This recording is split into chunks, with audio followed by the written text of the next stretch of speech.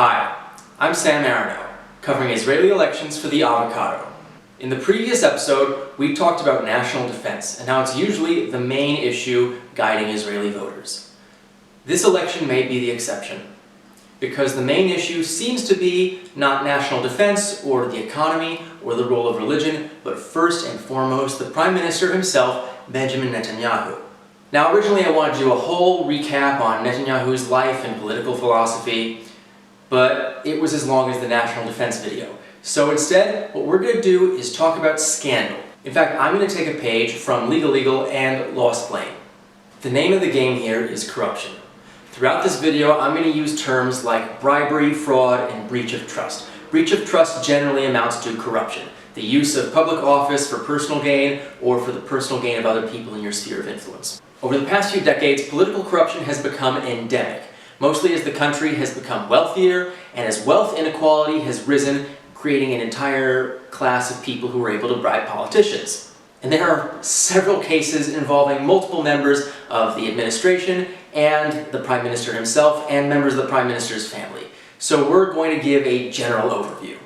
In Australia, an ultra-Orthodox teacher at a yeshiva was accused of 74 counts of sexual misconduct against minors, her students.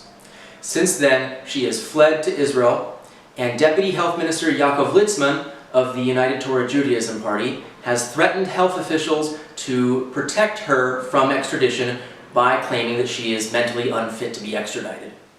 Second, Aryeh Deri, head of the ultra-Orthodox Shas Party and Interior Minister. Now, previously he had served as Interior Minister, at which point he was indicted and convicted of bribery. He went to prison, he came back out, he became Interior Minister again, and he has again been recommended for indictment for tax evasion to the effect of 2 million shekels. With that out of the way, let's talk about the cases against Netanyahu himself. First up, Case 1000. This case involves a man named Arnon Milchan. If that name sounds familiar, it's because he's a very prolific Hollywood film producer. Unfortunately for him, it came out in 2013 that he was also a very prolific international arms dealer, imperiling his US work visa. To remedy his situation, Milchan reached out to Netanyahu to pass legislation in Israel that would advantage his tax situation if he were to return from the United States, and to lobby directly to US Secretary of State John Kerry to renew the visa. This is open. This is known. What was not known is that Milchan likely bribed Netanyahu with at least 1 million shekels worth of cigars, fine wine, and jewelry for his wife. Israeli police have recommended that Netanyahu be indicted. Netanyahu, for his part, has denied these claims. He says that the gifts that he received from Milchan were not valuable enough to qualify as a bribe, which isn't how bribery works. Next up, Case 2000.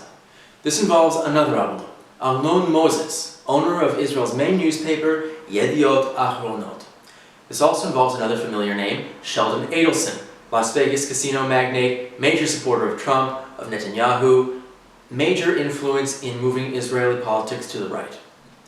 He's also the owner of Yisrael Hayom, a free tabloid newspaper which exists mainly to defend Netanyahu against allegations of corruption, which should tell you how long they've been going on. It's known that Netanyahu has some control over the editorial and the circulation of this newspaper.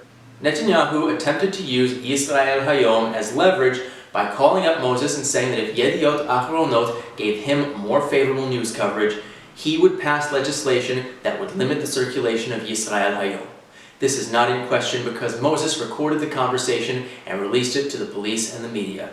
The police have recommended that Netanyahu be indicted in this case. Case 3000 alleges that Netanyahu's legal support team received bribes from the German engineering firm Tyson Krupp to commission 3 new submarines for Israel, but Netanyahu has been cleared of wrongdoing in that case.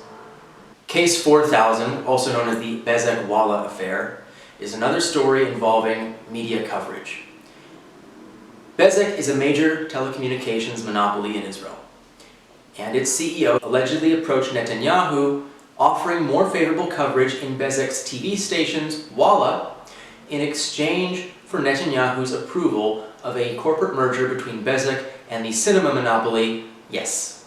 Netanyahu claims that this couldn't have taken place because Wallah's coverage did not change in a sufficiently positive manner for his liking, but Israeli police have recommended that he be indicted for bribery, fraud, and breach of trust in this case as well.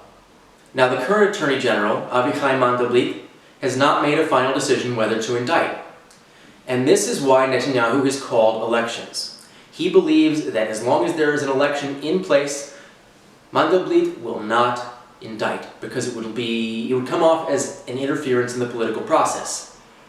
However, as it turns out, Mandelblit is expected to indict during the election season, either at the end of this month or during the next one. From what can be told, we don't have all the information, but it looks like the allegations against Netanyahu are so serious that they are imperiling to the state of Israel, necessitating an intervention in the political process. Netanyahu is lashed out. He has accused the media of conspiring with the police and the public and American Jews against him. He's attacked George Soros. He's talked about fake news, or rather, fake news. And he has even gone on TV and demanded his natural legal right to commit witness intimidation, lashing out at who he sees as snitches. This is where we are. And this is why I'm going to keep making updates. For the Avocado, I'm Sam Aronow.